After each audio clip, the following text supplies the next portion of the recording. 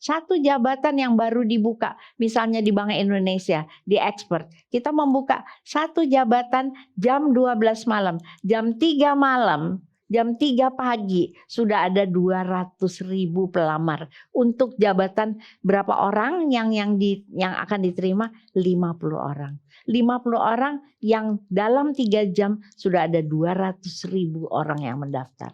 Itu adalah persaingan Anda. Jadi tidak ada yang namanya work smart kalau sebelumnya kita tidak hard.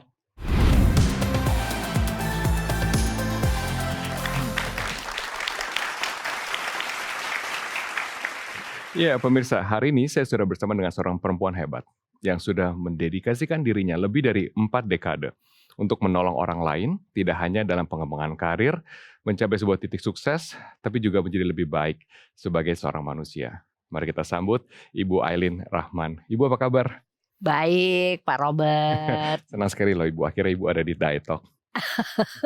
Bu, tapi saya ingin bertanya, kita mulai dulu mengenai perjalanan hidup seorang Aileen Rahman. Apa yang membuat Ibu memilih menjadi seorang psikolog? Sebetulnya saya terjebak menjadi seorang psikolog. Saya kuliah di Fakultas Teknik jurusan Arsitektur. Dan kemudian saya menemukan jodoh saya, menikah, punya anak, sehingga pada usia umur 28 tahun saya mulai berpikir bahwa saya mesti meniti karir saya sendiri. Ketika itu anak-anak sudah mulai besar dan akhirnya saya memutuskan untuk tes lagi di Fakultas Psikologi UI dengan harapan bahwa ilmu ini lebih mudah daripada Fakultas Teknik.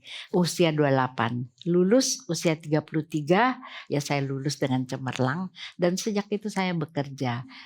Setiap kali saya belajari, saya semakin tahu bahwa manusia itu seperti Chinese box. Semakin kita masuk, semakin kita nggak ngerti. Jadi ketika saya lulus usia 33, saya pergi ke rumah sakit jiwa dan ketika itu saya juga mengajar di Fakultas Psikologi UI dan kemudian saya mulai berpraktek.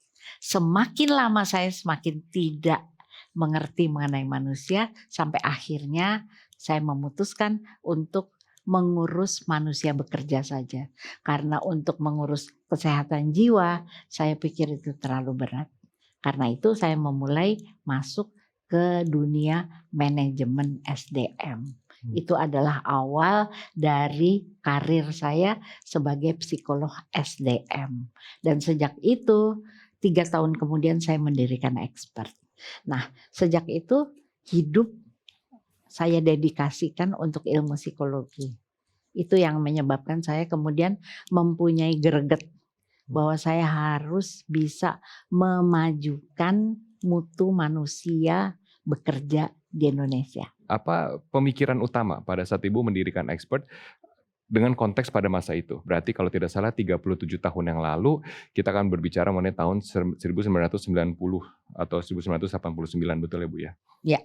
Ketika itu saya sudah bekerja di bank dan saya melihat bahwa banyak sekali kekurangan di dalam mendalami manusia bekerja ini. Dan ketika itu saya berniat untuk mendirikan sebuah lembaga yang bisa melakukan evaluasi dengan lebih baik, melakukan training lebih baik, dan melakukan pengembangan sumber daya manusia dengan lebih baik. Dan itu yang saya tekuni sampai sekarang. Oke, jadi prinsip apa Bu yang ingin Ibu tanamkan ya Bu ya dalam Expert ini? Bagaimana cara Expert melihat dan juga mengembangkan sebuah kualitas manusia? Value-value apa sebenarnya yang dikedepankan di Expert ini? Banyak sih. Dan ilmu psikologi manusia bekerja ini berkembang terus. Ya, kita tahu sekarang ada AI, kita tahu sekarang ada yang namanya kompetensi, kita tahu ada yang namanya bakat, kita tahu ada yang namanya knowledge, skill dan attitude. Hal-hal ini yang memang berkembang terus dan ilmu psikologi ini juga berkembang terus. Oleh karena itu kalau kita mau tanya mengenai value apa mengenai manusia bekerja, yang paling penting tentunya adalah kemampuan manusia beradaptasi dengan kebutuhan yang ada di dunia kerja zaman sekarang. Itu yang paling penting. Jadi kemampuan adaptasinya itu yang harus kita tekankan. Oke, tapi sebelum kita kemudian membahas isu-isu yang sangat relate ya Bu ya dengan dunia kerja saat ini. Pada saat itu pengembangan sumber daya manusia dalam perusahaan atau sebagai seorang psikolog perusahaan diremehkan tidak Bu? Karena kalau saya melihat konteks perusahaan tahun 2026, 2000 dengan 1990 pasti tentu beda. Kita sudah aware sekali dengan yang namanya kesehatan mental sekarang. Tapi pada saat itu pernah diremehkan atau dipandang sebelah mata tidak mengenai seorang psikolog berada dalam sebuah struktur organisasi perusahaan? Ketika saya menjadi psikolog, jangankan perusahaan, ayah saya pun tidak tahu yang namanya psikolog itu apa. Saya ajak, pada waktu itu saya bekerja di rumah sakit jiwa. Saya ajak ayah saya pergi ke tempat praktek saya dan ayah saya bilang, kamu kan bukan dokter, bukan. Jadi kamu apa gitu. Ayah saya sendiri tidak bisa menghargai seorang psikolog yang sebetulnya memang di pemerintahan sekalipun fungsinya itu tidak dengan tegas dimasukkan ke dalam departemen apa. Saat sekarang dunia kerja sangat sadar bahwa manusia itu paling berarti di dalam kinerja perusahaan. Apalagi setelah ada AI ini. Justru semakin tinggi kesadaran orang bahwa mutu manusialah yang akan berperan banyak di tengah-tengah gegap gempitanya AI ini. Pada saat pandemi kita memang sudah mulai online, tetapi kemudian ketika pandemi kita sama sekali tidak bisa saling bertemu muka, maka kita membuat jasa-jasa online. Dan kita jadi berterima kasih ya sama krisis-krisis itu, karena kita kemudian bisa beradaptasi dan bahkan berubah. Apa yang buat Ibu bertahan di dalam masa-masa sulit? Saya selalu merasa bahwa kalau kita mempunyai keyakinan dan kita unggul di dalam apa yang kita lakukan, kita itu selalu berarti. Apakah itu untuk klien, apakah untuk perusahaan di mana kita bekerja, kita itu selalu berarti. Dan artinya juga tidak main-main, artinya itu penting.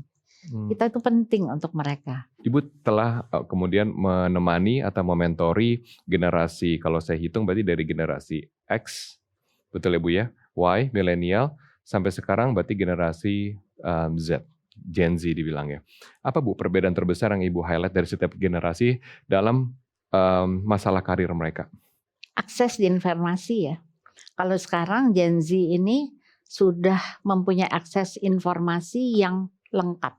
Akses informasi ini dibarengi oleh, ini untuk Gen Z ya, dibarengi oleh ancaman yang sangat nyata. Lapangan kerja dan kemudian ancaman keamanan, ancaman lingkungan hidup, itu sebabnya mereka itu derajat kecemasannya lebih tinggi daripada generasi sebelumnya. Oke, berarti dengan derasnya harus informasi, mudahnya mencari sebuah akses kemana saja apapun yang dibutuhkan, yang berarti ketakutan mereka semakin tinggi. Jangan lupa mereka kehilangan kesempatan untuk berlatih.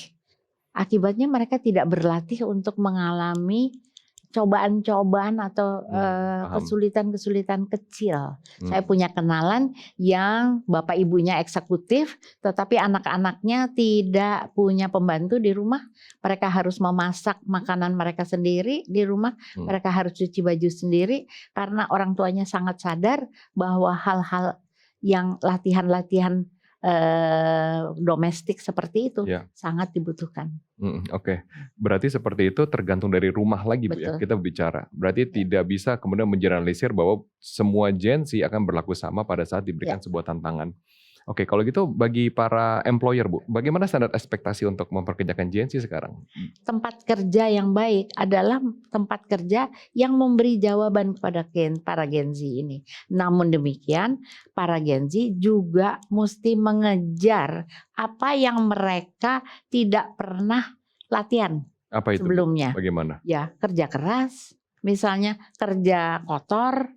Ya, misalnya kalau di domestik dia biasa cuci piring dan sebagainya. Kalau dia misalnya mesti mengerjakan sesuatu, Misalnya ya, input yang banyak dulu sebelum dia bisa mengerjakan analisis. Dia mesti input dulu, mesti tetap mengerjakan pekerjaan-pekerjaan yang dirty. Maksudnya pekerjaan-pekerjaan yang rutin, yang membosankan.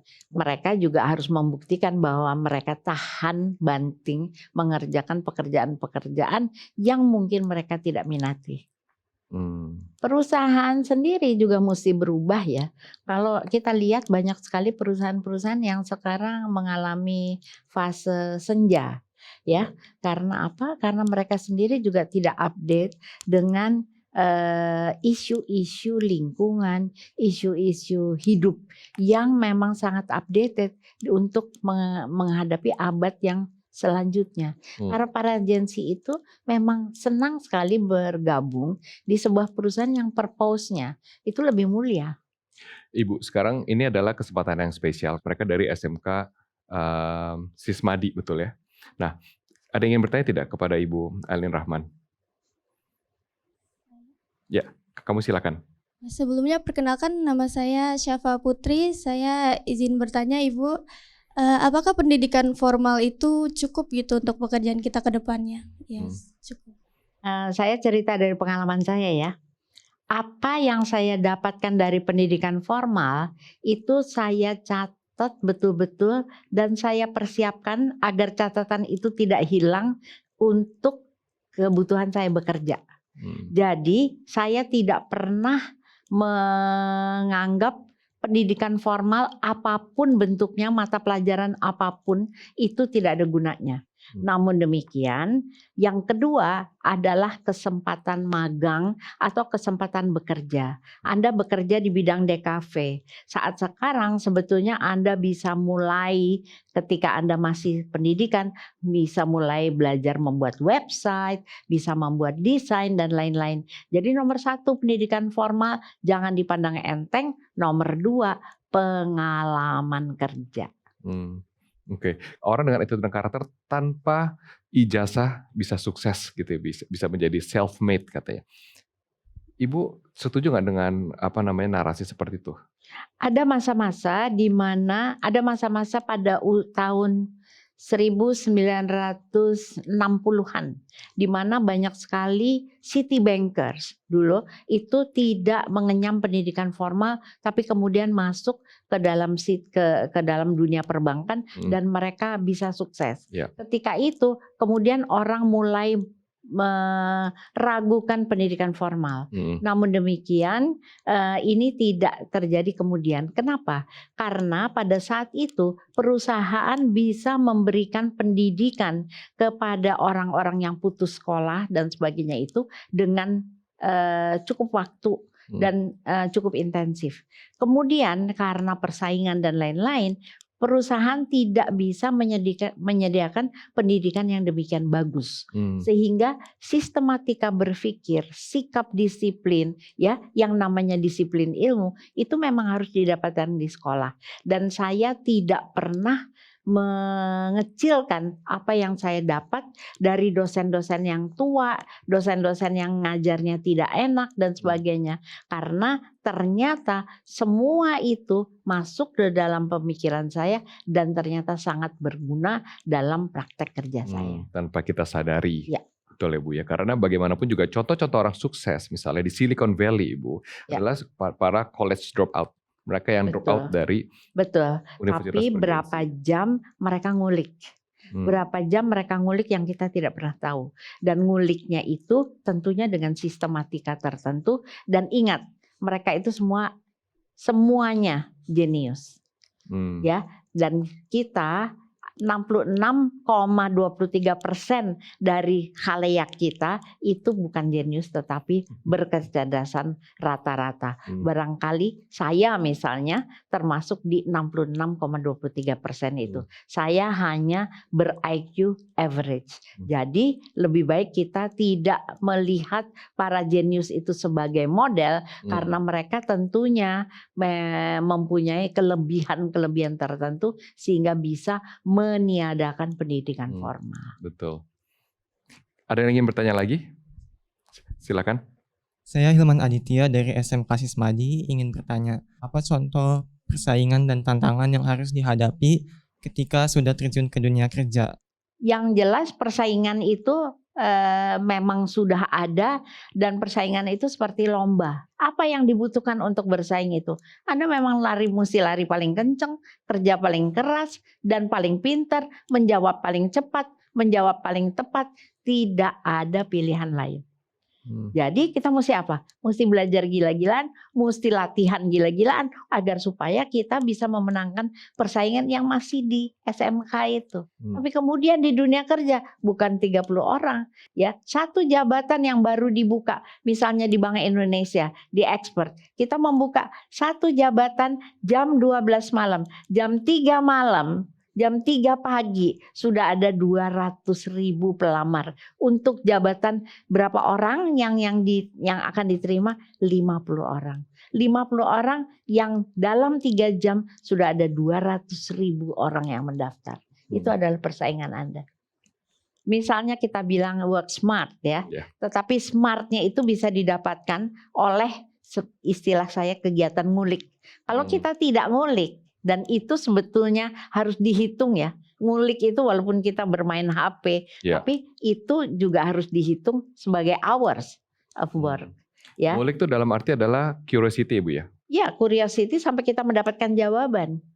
Ya, kalau misalnya kita bekerja dengan AI itu bisa menyediakan jawaban, tapi jawabannya sangat mentah kalau tidak dikulik. Jadi tidak ada yang namanya work smart kalau sebelumnya kita tidak hard. Seperti Ibu passion dari dulu untuk menemani seorang individu mencapai kesuksesan mereka, itu adalah passion Ibu. Ya. Kalau gitu apa kesuksesan yang Ibu anggap sebagai seorang psikolog perusahaan?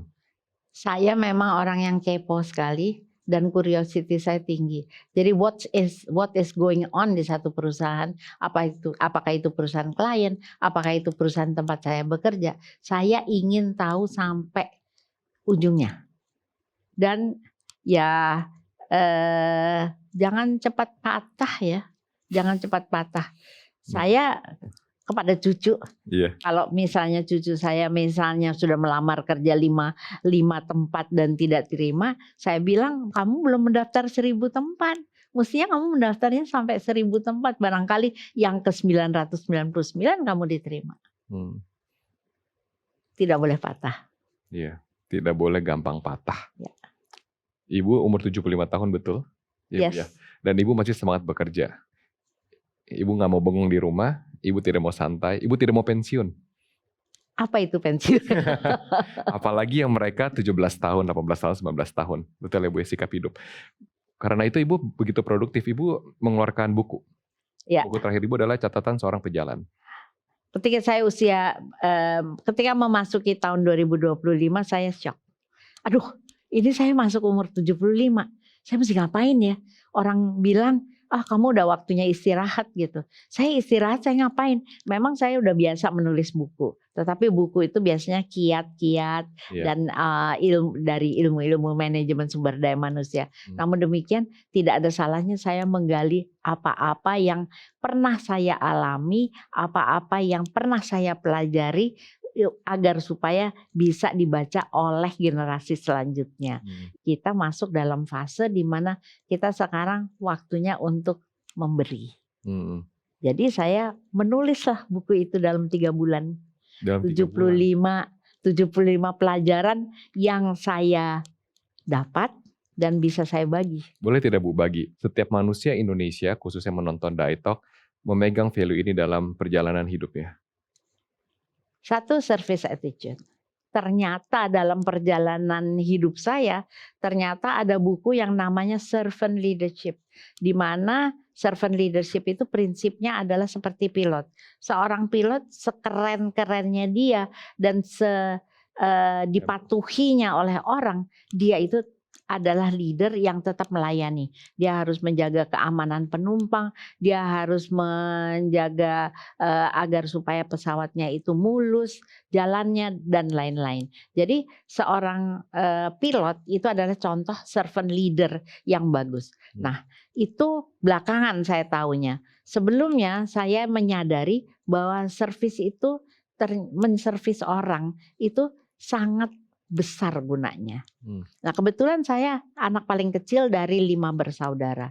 Dan karena paling kecil saya paling tidak punya duit dan paling banyak disuruh-suruh. Kalau misalnya saya mau beli es campur misalnya, maka abang saya bilang, nih uangnya kamu jalan tuh ke ujung sana, kamu beli 3, misalnya kita tinggal waktu itu masih tinggal bertiga, 3 gelas kamu bawa. Jadi saya mesti jalan kemudian sampai ujung. Sampai di rumah, loh kenapa kamu kasih cincau di sini? Saya kan nggak maunya nggak pakai cincau. Kamu balik lagi gitu. Saya mesti balik lagi sebelum saya minum minuman saya gitu. Itu pelajaran mengenai servis. Tapi kemudian waktu saya masih mahasiswa, saya bekerja untuk dosen-dosen saya. Di situ saya lagi-lagi jadi kacung kampret. Ketika saya bekerja, saya rasanya enak-enak aja kalau ngelayanin orang. Dan sampai hari ini saya tetap enak-enak aja kalau ngelayanin orang. Dan ternyata bisa mendatangkan uang. Kemudian kita dipanggil oleh Bank Mandiri, bagaimana caranya menjadikan company Mandiri ini menjadi company yang service oriented. Dari Mandiri masuk ke ranking servisnya, ranking 16, sampai akhirnya mereka menjadi ranking 1 dan bertahan menjadi juara servis untuk puluhan tahun. Itu kami di expert yang menemani Bank Mandiri. Service attitude. Ya. Sampai dimanapun dalam karir kamu, posisi kamu, kita tetap harus punya jiwa melayani. Ya, jangan gengsi. Bagus sekali. Yang kedua, Bu? Jangan suka takut pada yang namanya apa kata orang. Sebaiknya kita mempunyai prinsip kita sendiri. Apakah reputasi itu penting? Penting. Itu harus diperhitungkan. Namun demikian, kalau kita bertuhan pada reputasi, maka kita nggak bisa ngapa-ngapain. Jadilah diri kita sendiri, berdiri di atas kaki sendiri, dan yakini bahwa prinsip yang kita punya itu sudah sesuai dengan moral yang kita punyai.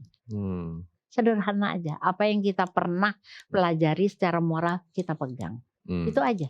Betul. Terima kasih loh Bu. Banyak sekali pelajaran hidup yang bisa didapatkan dan terima kasih telah berbagi mengenai pengalaman hidup, nilai value yang saya yakin Bu, Gen Z sekarang sangat butuh untuk berpegang pada itu. Tapi terakhir Bu, Ibu ingin dikenang sebagai pribadi yang bagaimana? Yang Ibu ingin tinggalkan?